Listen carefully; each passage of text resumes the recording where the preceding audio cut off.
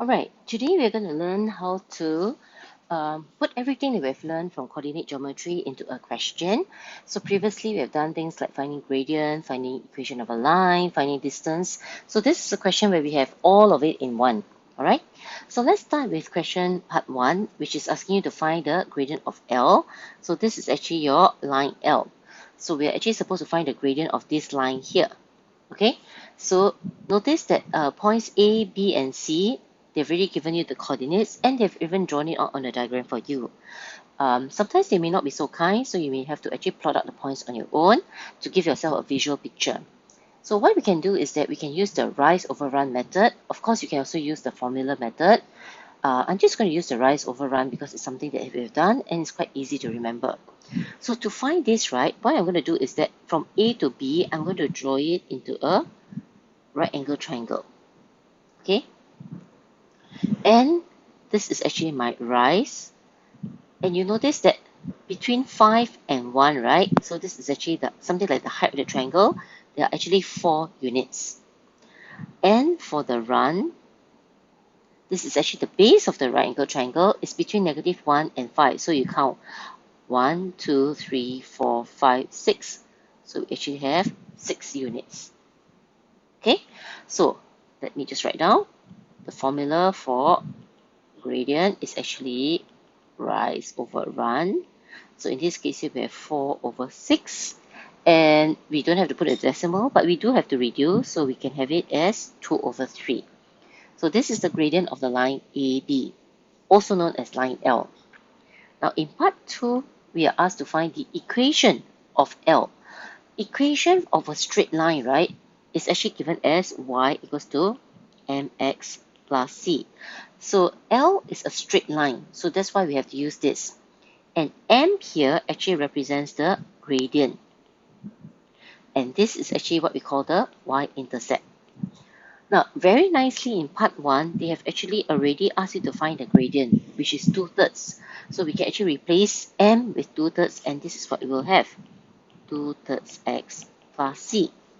So in this case here, what we will have is that we need to find c to complete it.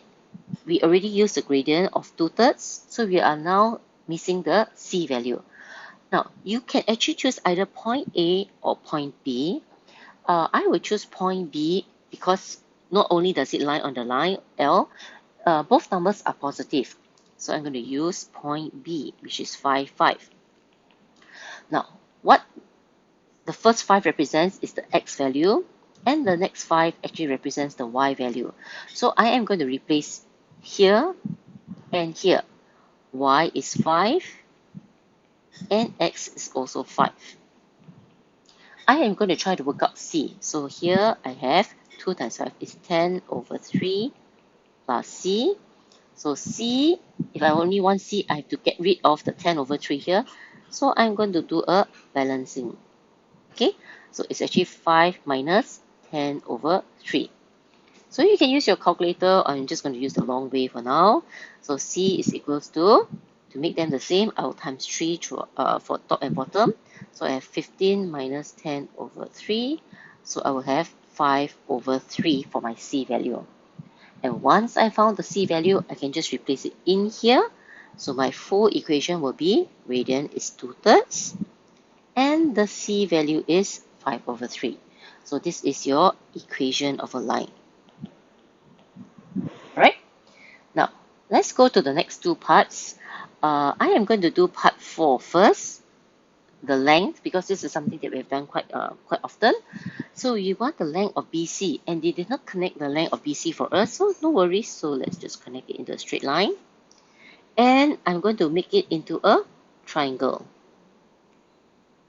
Now, why I want to make it a triangle is to show you that actually we have done this thing called Pythagoras theorem before, right?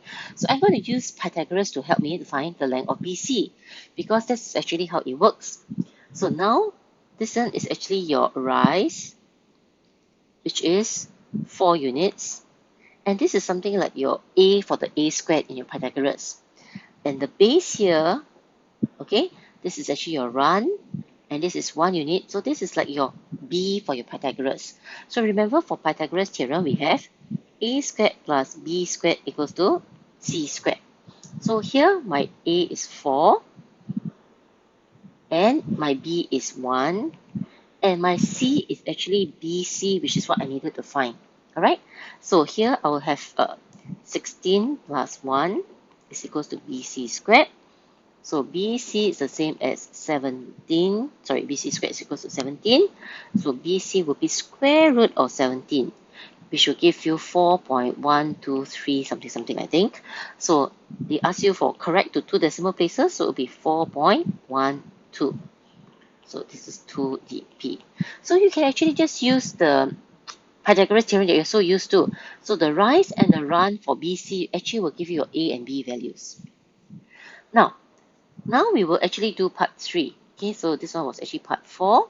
So let's do part 3, where they actually ask you for the area of triangle ABC. So ABC, right? This will be your triangle. Okay, ABC. So area of triangle is actually the same as half times base times height. And this height is what we call the perpendicular height. So from this question here, the base, right, from A to C is this whole thing here.